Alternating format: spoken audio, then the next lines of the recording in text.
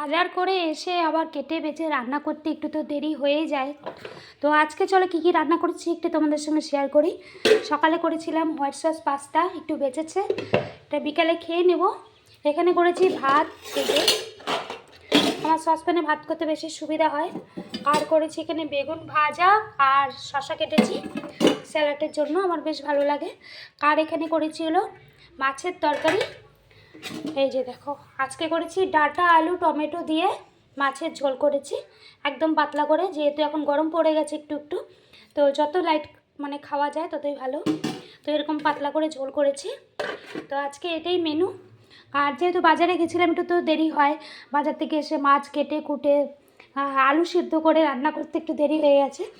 তো চলো এখন আর বাদবাকি কাজগুলো সেরে নেবো। এদিকে তো গ্যাসটা সব কিছু মুছে নিয়েছি, তো এখন আরও বাদবাকি কয়েকটা কাজ আছে, সেটা করে তারপরে খাওয়া দাওয়া করবো। আর তোমরা কী কী রান্না করলে অবশ্যই কমেন্টে জানিও। তো চলো বাই।